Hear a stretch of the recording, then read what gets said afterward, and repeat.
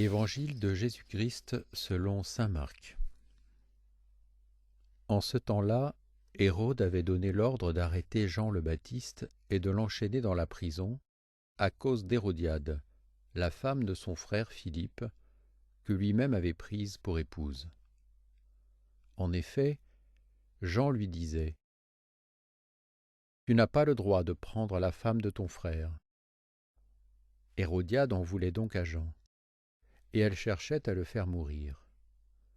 Mais elle n'y arrivait pas, parce que Hérode avait peur de Jean.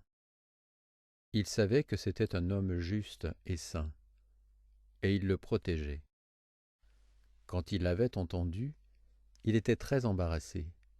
Cependant, il l'écoutait avec plaisir.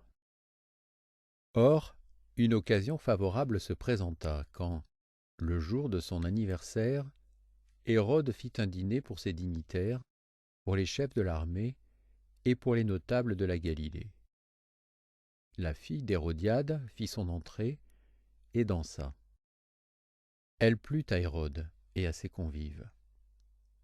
Le roi dit à la jeune fille : « Demande-moi ce que tu veux, et je te le donnerai. » Et il lui fit ce serment : « Tout ce que tu me demanderas, je te le donnerai, même si c'est la moitié de mon royaume. » Elle sortit alors pour dire à sa mère : « Qu'est-ce que je vais demander ?» Hérodiade répondit : « La tête de Jean, celui qui baptise. » Aussitôt la jeune fille s'empressa de retourner auprès du roi et lui fit cette demande : « Je veux que, tout de suite, tu me donnes sur un plat la tête de Jean le Baptiste. » Le roi fut vivement contrarié, mais à cause du serment et des convives, il ne voulut pas lui opposer un refus. Aussitôt, il envoya un garde avec l'ordre d'apporter la tête de Jean.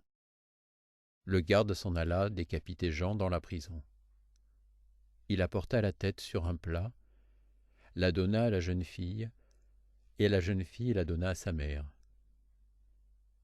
Ayant appris cela, les disciples de Jean vinrent prendre son corps et le déposèrent dans un tombeau.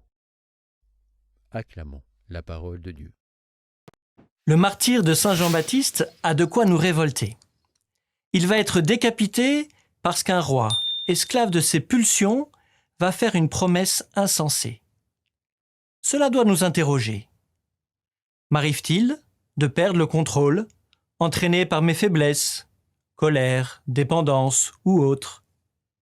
Ces pertes de contrôle ont-elles eu des conséquences désastreuses, destructrices ? Le remède est simple. La pratique de 2 vertus. L'humilité, qui me permet de reconnaître mes faiblesses, mes mauvais penchants, et la prudence, qui me permet de prendre les devants, d'éviter de me retrouver dans les situations où je vais perdre tout contrôle. Si j'ai tendance à boire, éviter de passer la majorité de ma journée dans un bar. Esprit Saint, donne-nous ta lumière et ta force, que nous puissions humblement et prudemment nous libérer de nos penchants mauvais pour devenir témoins de l'œuvre du Seigneur en chacun de ses enfants.